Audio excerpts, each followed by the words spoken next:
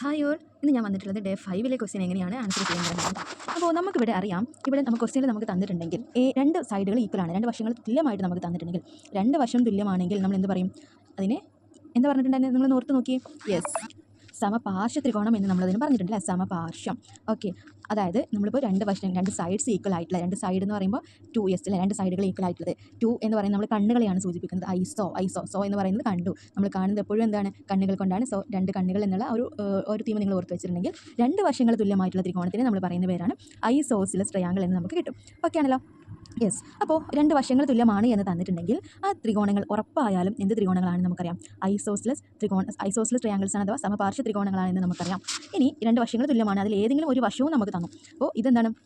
C എന്ന വശം നമുക്ക് തന്നു, അല്ലെങ്കിൽ ഏതെങ്കിലും ഒരു വശവും നമുക്ക് തന്നിട്ടുണ്ടെന്ന് വിചാരിക്കാം. അതിന് മുമ്പ് വശങ്ങൾ തുല്യമാണ്. അപ്പോൾ ഞാനിവിടെ AB = BC എന്ന് പറഞ്ഞു. അപ്പോൾ ഇവിടെ രണ്ട് വശങ്ങൾ തുല്യമാണ്, സമപാർശ്വ ത്രികോണമാണെന്ന് നമ്മൾ പറഞ്ഞു. ഈ ABയുടെ എതിരേ കിടക്കുന്ന ABയുടെ ഓപ്പോസിറ്റ്, നമ്മൾ ഓപ്പോസിറ്റ് കണ്ടുപിടിക്കാൻ വേണ്ടിയിട്ട് നമ്മുടെ പേരിൽ നിന്ന് തന്നെ ഓപ്പോസിറ്റ് കണ്ടുപിടിക്കാൻ പറ്റില്ല.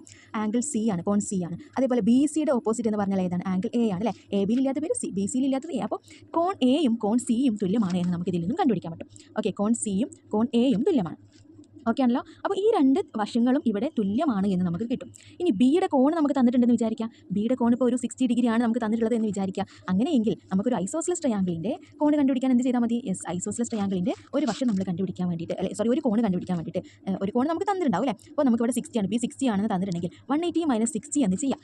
ഐസോസിലസ് ട്രയാങ്കിളാണ്, അല്ലെങ്കിൽ രണ്ട് വശങ്ങൾ തുല്യമാണ് ഒരു ത്രികോണത്തിന് എന്ന് തന്നു, അതിൻ്റെ ഒരു വശം നമുക്ക് തന്നു, അല്ലെങ്കിൽ ഒരു ആംഗിൾ നമുക്ക് തന്നു, കോൺ തന്നു. എന്നിട്ട് ബാക്കിയുള്ള കോണുകൾ കണ്ടുപിടിക്കാൻ പറഞ്ഞാൽ നമ്മൾ എന്ത് ചെയ്താൽ മതി? 180 - 60 എന്ന് ചെയ്യുന്നു. 180 - 60 എന്ന് ചെയ്യുമ്പോൾ നമുക്ക് 120 എന്ന് കിട്ടും അല്ലേ. ഇനി 120യെ നമ്മൾ എന്ത് ചെയ്താൽ മതി? 2 കൊണ്ട് ഡിവൈഡ് ചെയ്താൽ 60 എന്ന് കിട്ടും. അതായത് സിയും എയും ഈക്വൽ ആണല്ലോ, തുല്യമാണല്ലോ. സോ സിയും എയും എന്താണ്? 60 ഡിഗ്രി ആണ് എന്ന് നമുക്ക് ഇതിൽ നിന്ന് കിട്ടും.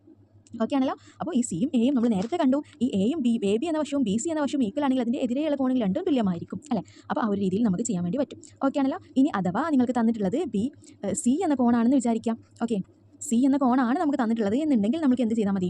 C എന്ന കോണാണ് തന്നിട്ടുള്ളത്. ഇപ്പോൾ ഞാനിവിടെ നേരത്തെ പറഞ്ഞത് പ്രകാരം ABയും BCയും തുല്യമാണ്. അപ്പോൾ നമുക്ക് കോൺ Cയും കോൺ Aയുമാണ് അല്ലേ അവിടെ കിട്ടുന്നത്. യെസ്, കോൺ Cയും കോൺ Aയും തുല്യമാണ് എന്ന് നമുക്ക് കിട്ടി. നമുക്ക് കോൺ A ആണ് തന്നിട്ടുള്ളതെങ്കിൽ, കോൺ A 60 ഡിഗ്രി ആണെന്നാണ് തന്നിട്ടുള്ളതെങ്കിൽ കോൺ Cയും എന്തായിരിക്കും? 60 ഡിഗ്രി ആയിരിക്കും. ഓക്കെ, അപ്പോൾ വശങ്ങൾ തുല്യമായിട്ടുള്ളതിൻ്റെ എതിരെയുള്ള കോണുകളാണ് തുല്യമാകുന്നത് എന്ന് മക്കൾ ഓർത്ത് വെക്കണം കേട്ടോ. ഓക്കെ ആണല്ലോ? സെറ്റാണല്ലോ ക്വസ്റ്റ്യൻ? അപ്പോൾ രണ്ട് വശങ്ങൾ തുല്യമാണെങ്കിൽ അതിന് നമ്മൾ ഐസോസിലസ് ട്രയാങ്കിൾ അഥവാ സമപാർശ്വ ത്രികോണം എന്ന് പറയും. ഇപ്പോൾ ഇവിടെ നമുക്ക് ഈ ക്വസ്റ്റ്യനിൽ നിന്ന് എന്ത് കിട്ടി? 3 വശങ്ങളും 60 ഡിഗ്രി ആണല്ലോ. യെസ്, 3 വശങ്ങളും തുല്യമായിട്ടുണ്ടെങ്കിൽ, അല്ലെങ്കിൽ 3 കോണുകളും 60 ഡിഗ്രി ആയിട്ടുണ്ടെങ്കിൽ ആ ഒരു ത്രികോണത്തിന് നമ്മൾ എന്ത് പേരിലാണ് പറയുന്നത്? സമഭുജ ത്രികോണം അഥവാ യെസ് ഇക്വിലാറ്ററൽ ട്രയാങ്കിൾ എന്നാണ് നമ്മളിതിനെ പറയുക അല്ലേ. അപ്പോൾ ഇതുപോലുള്ള ക്വസ്റ്റ്യൻസ് നമുക്ക് എക്സാമിന് ചോദിക്കാൻ ചാൻസ് ഉണ്ട്. രണ്ട് വശങ്ങൾ തുല്യമായാൽ അതിനെ നമ്മൾ പറയുന്ന പേരാണ് ഐസോസിലസ് അഥവാ സമപാർശ്വ ത്രികോണം എന്ന് ഓർത്ത് വെക്കുക. സമപാർശ്വ ത്രികോണത്തിൻ്റെ രണ്ട് വശങ്ങൾ തുല്യമായിരിക്കും. ഈ വശങ്ങൾ തുല്യമായതിൻ്റെ ഓപ്പോസിറ്റ് എതിരെ കിടക്കുന്ന കോണുകളും തുല്യമായിരിക്കും. ഇത്രയും കാര്യങ്ങളൊക്കെ ഓർത്ത് വെക്കാം. Okay, thank you.